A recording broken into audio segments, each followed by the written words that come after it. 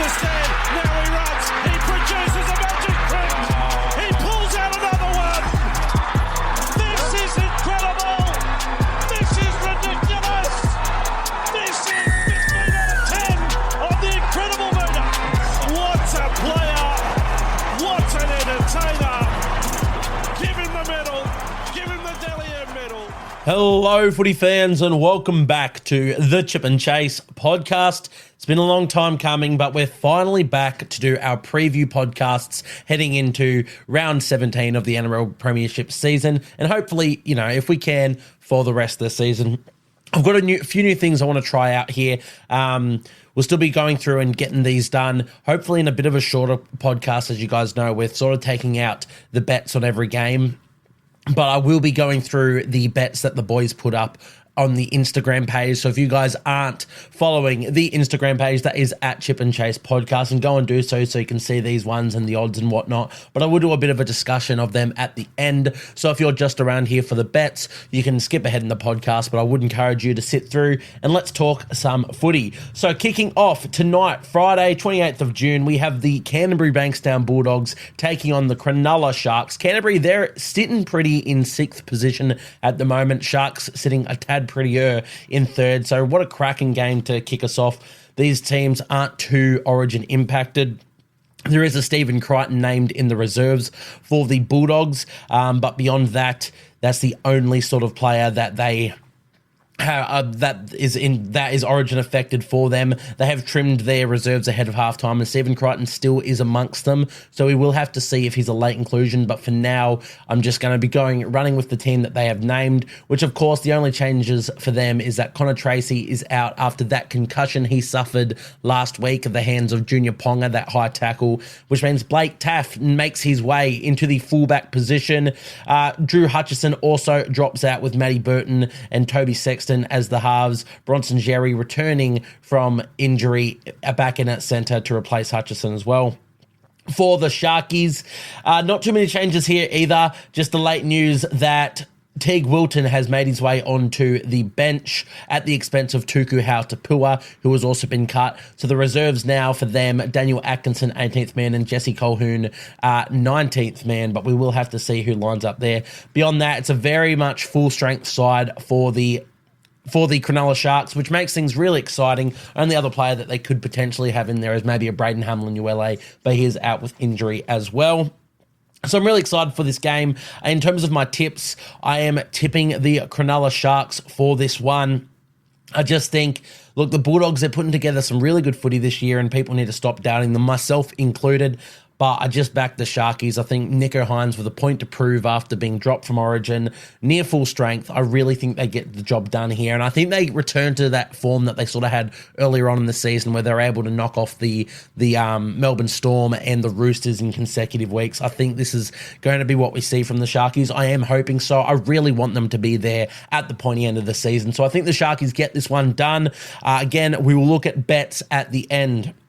If I had to sort of guess a scoreline for this one, I'm hoping it's a nice close one, but I could see the Sharks getting away with it. I really just like their attack. Bulldogs with the best defense in the NRL might make it tricky, but I don't know how you stop the Sharks on their day. I want to say it's maybe a 28 to 30 sort of point margin. Oh, sorry, not point margin, but the Sharks put on 28 to sort of 30 points around that, and the Bulldogs score 12 to maybe 18. Somewhere around that, but yeah, I've got the Sharkies winning this one. Heading into our Saturday games, the early start is the New Zealand Warriors taking on the Brisbane Broncos at home, as in Warriors are at home. This one's in Auckland, 3 p.m. Warriors 13th place, Broncos 7th. Disappointing season for both, to be honest. Like, the fact the Broncos are actually in the top 8 at the moment in 7th place is almost unbelievable to me. They haven't really strung too many consistent games in a row together. Meanwhile, the Warriors coming off that record loss to the Titans. Look, you guys know how I feel about that one. In saying that, I'm going to tip the Warriors to get this one done. The Broncos have announced that they're not backing up any of their Origin players. So no Reece Walsh, no Payne Haas, and no Patrick Carrigan over in New Zealand. I think the Warriors, they have to turn up after that Titans drubbing. It's just, if they don't now, they've got nothing left for the season. It's in Auckland. every game for the rest of every home game for the rest of the season for the Warriors is also sold out, which is an amazing effort.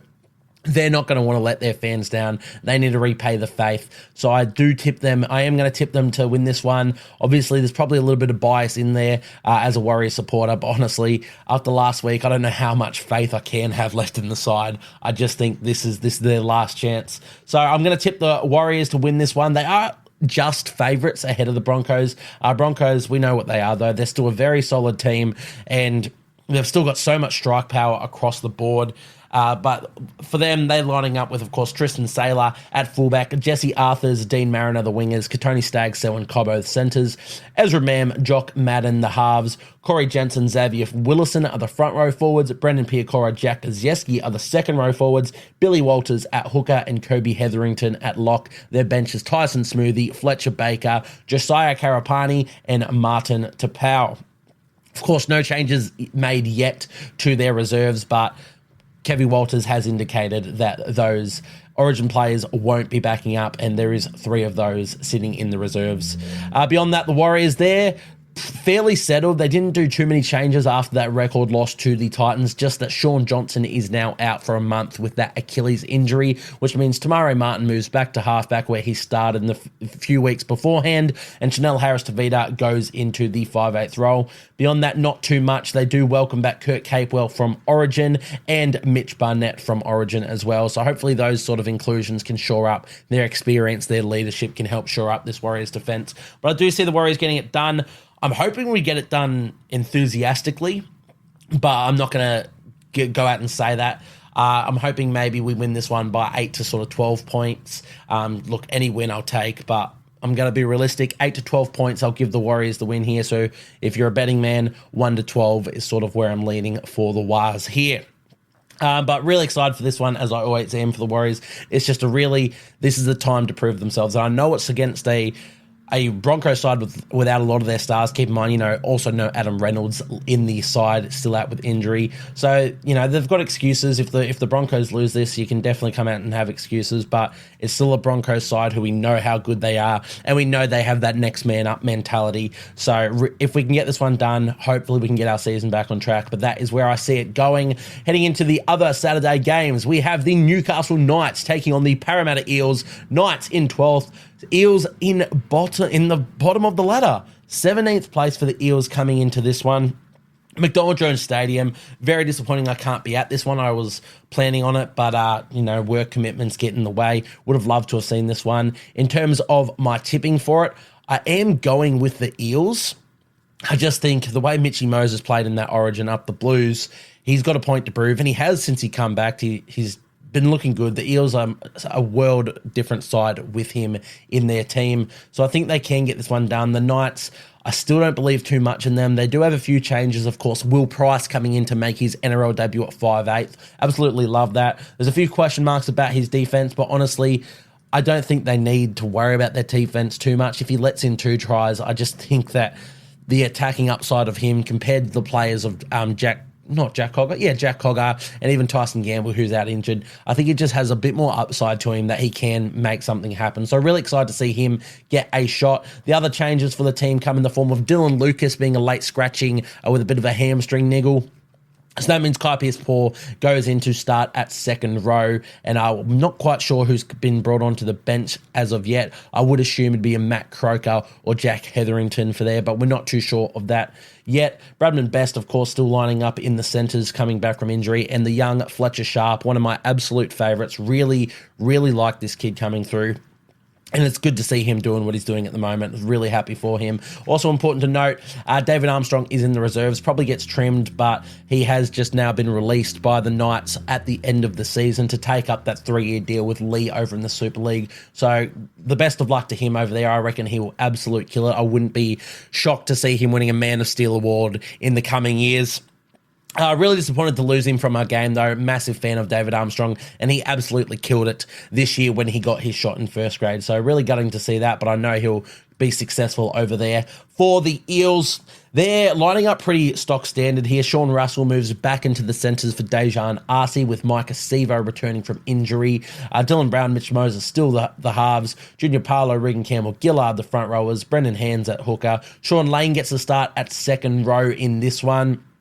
With Kelma Talangi suspended for, I believe it was 4 weeks. Ryan Madison also returns on the bench in jersey 17. The big one here, Matthew Arthur getting his NRL debut, the son of Brad Arthur. He's in jersey 14, absolute gun young hooker coming through the grades. They've got a lot invested in him. They really believe he is their future. So good to see him get his shot here. I hope we get, 20, 30 sort of minutes spell from him to see how he goes. Another thing for them is they do have Matt Dury on the bench. So Ryan Madison, Makahisi Makatoa, Matt Dury, and Matthew Arthur is a pretty relatively small bench. You would assume Ryan Madison will be playing through the middle of the field in this one. Looks like Sean Lane and Bryce Cartwright could be in almost 80-minute roles with the makeup of this bench.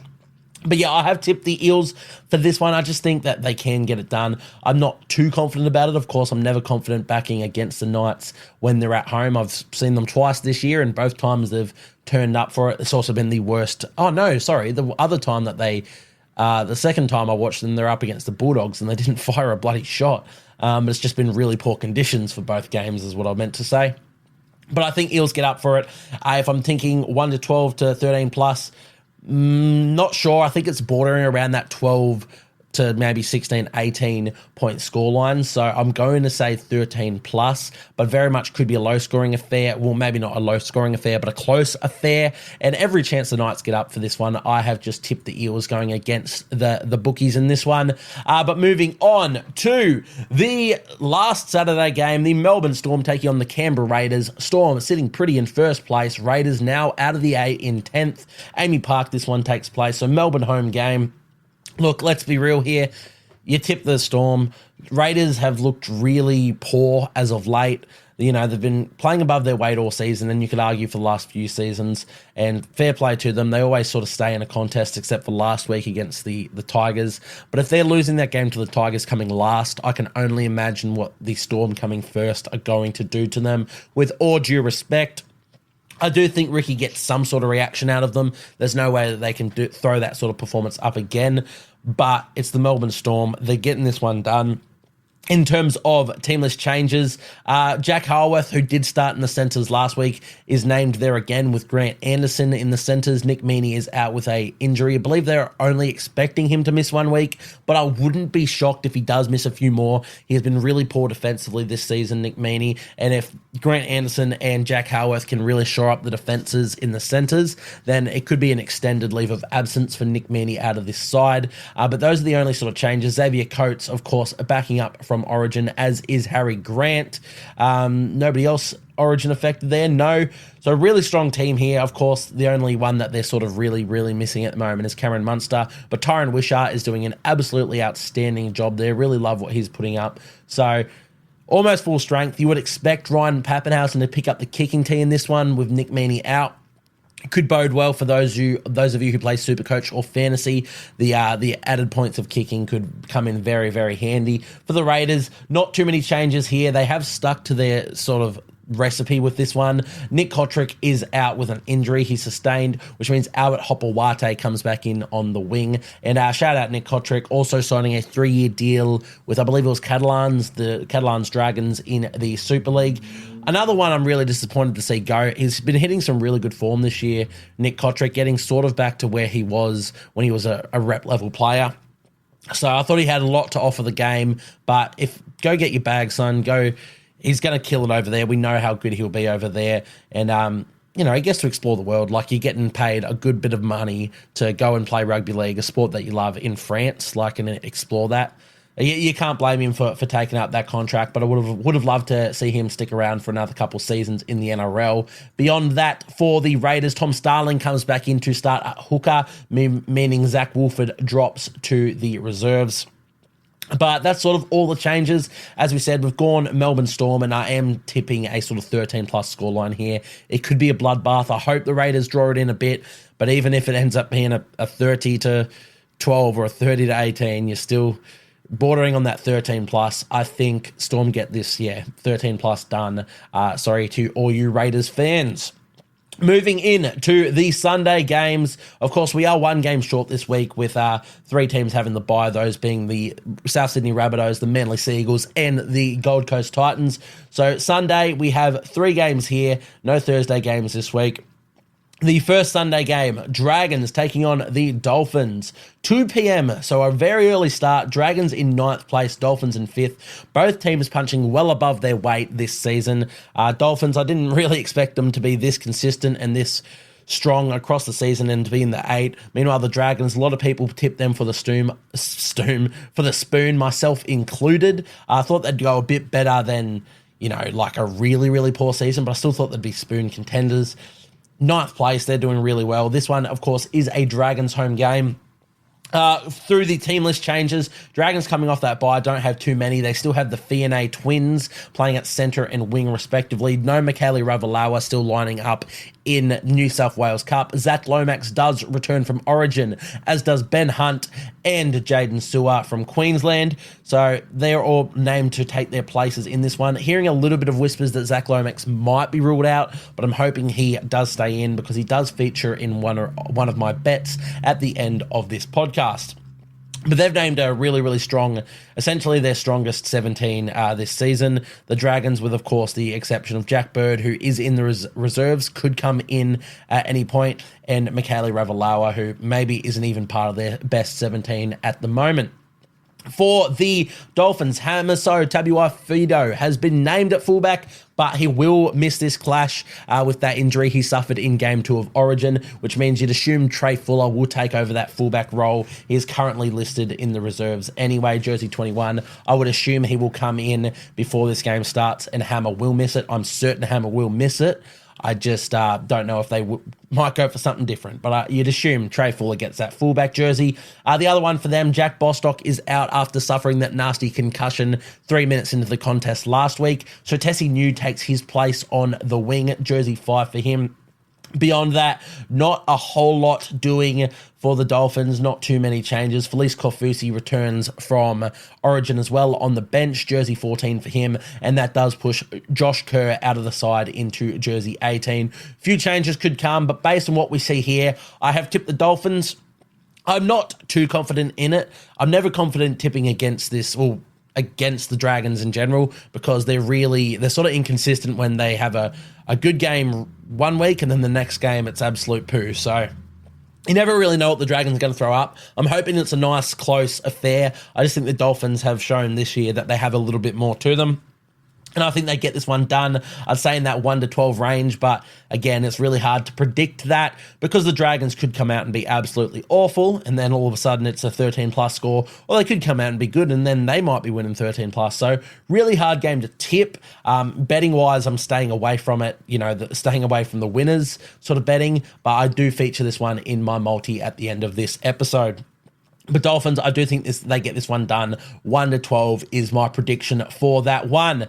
Heading into the second Sunday game, we have the Penrith Panthers taking on the North Queensland Cowboys. Penrith sitting pretty at second place on the ladder. Cowboys, they are into the top 8, 8th on the ladder after their bye last week. They did have a bye, yes. This one's in Penrith. News breaking this morning, which of course is up on my up on the Instagram already at Chip and Chase Podcast. The Cowboys, they will be resting every single one of their Origin stars. And look, if that doesn't bode well for the Panthers winning this one, who are backing their stars up, that includes Dylan Edwards, that includes Jerome Luai, that includes Isaiah Yeo. All of these players are backing up for the Panthers, while the Cowboys have not named all of their Origin stars. So there's no Valentine Holmes, no Murray Tuolangi, no Tom Dearden, no Reece Robson, no Reuben Cotter, and no Jeremiah Nanai. So I will read through their team list in full so we know what we've got here. Scott Drinkwater still lines up at fullback. Kyle Felt and Braden Burns are the wingers. Jackson Purdue, the young fellow who made his debut a few weeks ago, absolute gun he is. He's in the centres with Viliami Vailea. Jake Clifford is at 5'8", Chad Townsend still the halfback, Jordan McLean and Jason Taumalolo are the front rowers, Harrison Edwards is at hooker, Harlem Lukey and Kulikefu Finafuiaki the second rowers, Sam McIntyre at lock, and the bench is Tom Chester, Jake Granville, Thomas McKaylee and Griffin Neem. Really interested to see how this one goes. Obviously, they've got two small players on that bench there with Chester and Granville. We know Granville can sort of play everywhere on the park. He's played fullback, front row, everything on the field in like the last 2-3 years. I'd assume there might be a change, or maybe Harrison Edwards plays the first 20 at hooker, and then you let Granville play the rest. But it's a small bench with Tom Chester and Jake Granville there. McKaylee and Griffin Neem, they shore that up a little bit, but yeah, look, I just don't see any world that the Cowboys get this done with the players they have out against a near full strength Penrith Panthers side. The only player sort of really missing for them is Nathan Cleary, of course, but they've been doing well without him. This is a Panthers win, and this is a Panthers 13+. With all due respect to Cowboys, I'm sure you probably feel the same way, but I'm really excited to see this one because I do love seeing all these young fellas get a shot. Jackson Purdue in particular has been amazing this season. Not just in his times in the NRL, but in his time in the lower grades. He's been absolutely killing it. Starred for Queensland under-19s as well. So really looking forward to it, but it is a Penrith 13+ for me. Heading into the last game of the round, we have the Sydney Roosters taking on the Wests Tigers. Roosters in 4th place, Tigers 16th, so they're one off the bottom. They're hoping to avoid their third straight wooden spoon. After their performance against the Raiders last week, they could be up for it, but they are coming into a high-flying Roosters team. A few changes for the Roosters. They have named their origin stars. Not that James Tedesco played, but of course he is there. Included is Angus Crichton, Connor Watson, and Lindsay Collins. The only difference is that Lindsay Collins is on the bench for this one. Oh, and Spencer Leniu, of course, playing for the Blues, is also named to back up. Connor Watson lines up at lock forward, which means Brandon Smith stays at hooker. Nafahu White falls to the bench. Lindsay Collins off the bench as well. Terrell May getting another chance to start at front row after his 80-minute performance the week prior, where he absolutely killed it.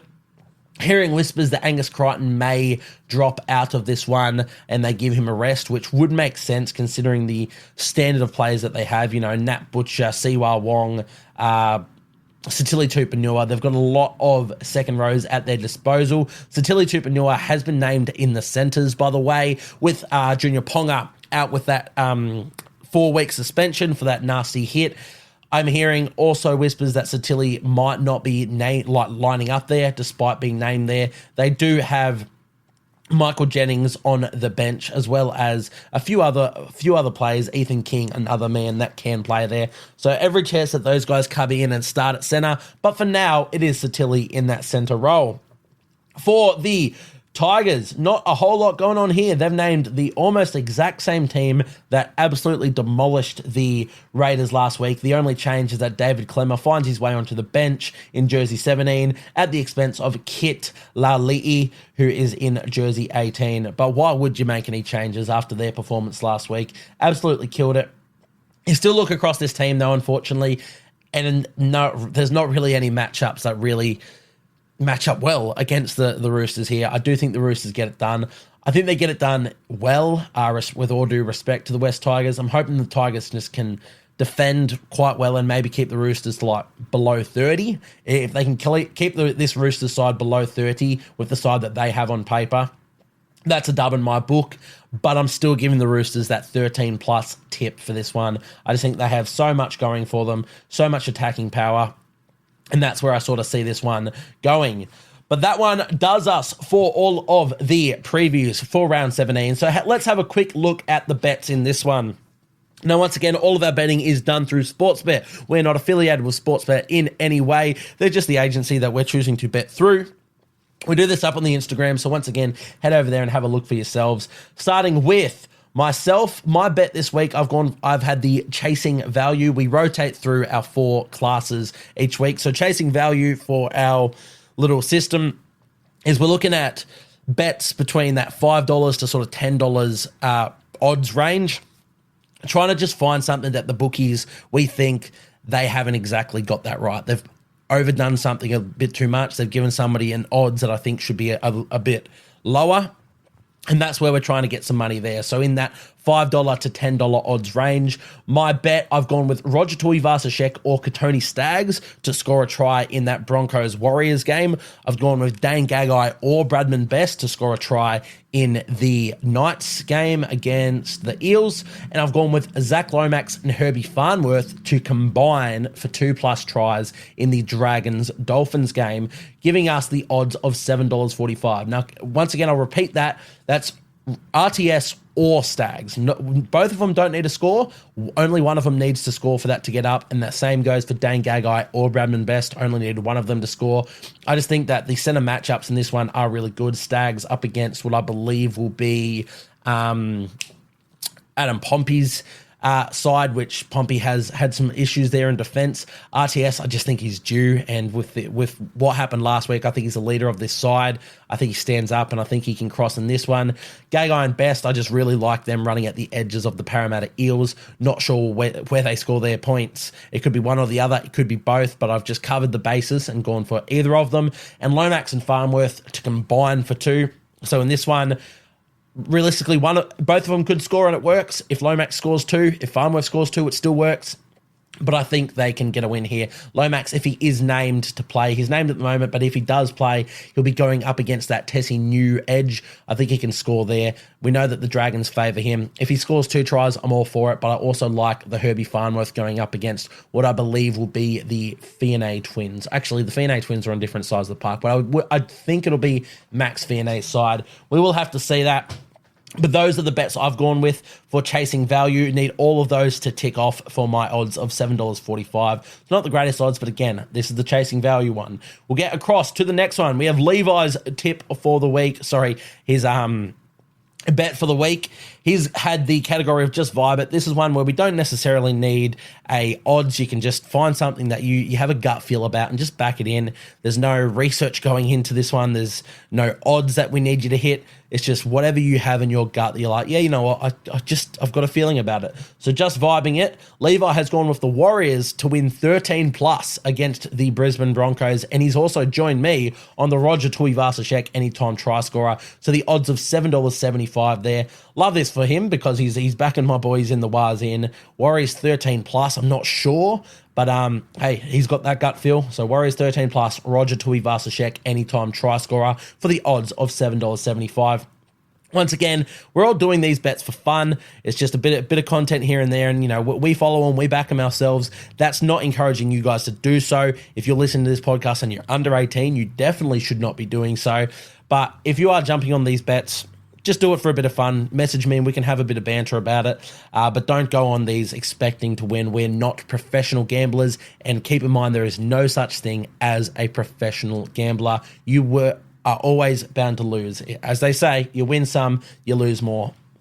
So the next one, we do have Young Corn. He has been tasked with the bad day for the bookies. So in this one, we're looking for odds of, I believe it's $15 or more. It might be $10 or more. Can't remember our thing. But we're looking for something that maybe isn't going to come off. You know, we still want you to give it a go and try and find something that you think is going to come off, but it's going to be the high odds. We want to get a nice win here and make a bit of money. So he's gone with Fletcher Sharp and Ryan Pappenhausen as first try scorers in their respective games. Both of those taking place Saturday afternoon. So quite an audacious one, which is why the odds are at $97.50. So if you're putting $1 on that and both of these players score first, you win $97.50 back to the dollar. So pretty darn good there. Hopefully that can come off and we can win a bit of money there. But we'll have to wait and see. But that is Corny's bad day for the bookies. And lastly, we have Halsey coming up with the locked-in bet. So, of course, this one is our lowest odds. This is between $2 to anything from like $1 up to $5. Something that we just want to come off. It's most likely to happen. You think it's pretty low odds, but you want to make some surefire money with this one. He has gone with the Roosters head-to-head over the Tigers. So he's going against his own team here. Roosters head-to-head, Dominic Young and Angus Crichton as anytime try scorers in that game at $4.34. Once again, if Angus Crichton is ruled out, if these players are ruled out of the bets, they will be voided. We will probably play some more and maybe let them be known on the story, but the post will remain up. If the rounds start and some of these get underway and then the players ruled out later, it'll just void that leg and you'll get the odds of everything else. So if we get to game time and Angus is ruled out just before and Sportsbet haven't clocked on, then it'll just be Roosters head-to-head and Dominic Young and whatever he's paid for that. But Sportsbet are pretty darn good with it. So if this happens and Angus Crichton is ruled out, they will just refund this bet and we'll have to play something else. But that is where we're going.